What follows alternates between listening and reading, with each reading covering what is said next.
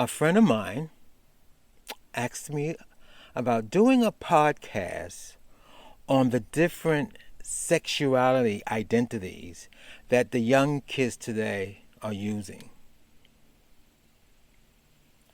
My name is Eric, and welcome to the craziness that lives inside my head.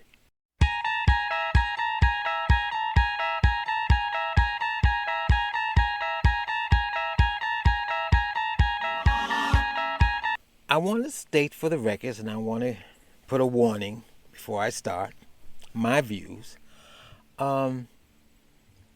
These are my views, and what I'm about to say in this podcast may not be what people want to hear. People may really hate what I have to say, and that's fine. But my friend asked me my opinion on all these sexuality identifications going around, and I said they're confusing. I didn't want to, not that I didn't want to do a podcast on it. I mean, he asked me, why don't I? So I decided to do this podcast. And in this podcast, I'm going to tell you how I feel. And I feel the way I felt back in the day. Back in the day, and I'm talking about in the 70s, for my experience, you had straight, gays, and bis. You had some guys would say they're tries. Try means they'll try anything. But then there is a category we had back then. It was called freak or super freak. A freak is basically a guy would say, well, I'm a freak. Usually, I'm going to be honest with you, I've heard that terminology usually for women when they say, oh, she's freaky. Freaky means that if a guy go out with her, chances are you're going to have her and her girlfriend. I mean, that's my experience. That's all I'm talking about. Then you had super freaks. I think Rick James made a record called Super Freaks. And super freaks, well, I think all these new categories or these new sexual identities fall into super freak category because they're freaky. You don't know where they're coming from. They could be straight. They could be gay. They could be loving, hating.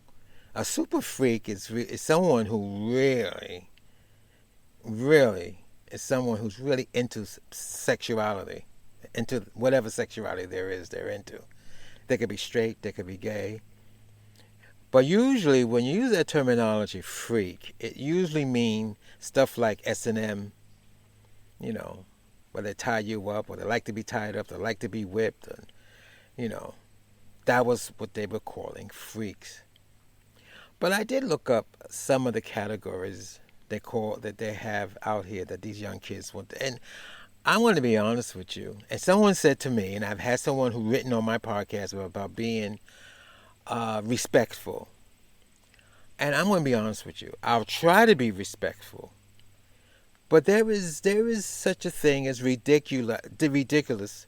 And if society has it one way and you don't fit into what society category, label you as, either you accept it or you can, like, for instance, if I'm on the phone, and this happened a lot of times with me, even now, I could be on the phone talking to customer service, and I'll have the guy or the woman will say, "Oh, yes, ma'am, yes, ma'am." Well, I'm not going to get upset. I'm not a man.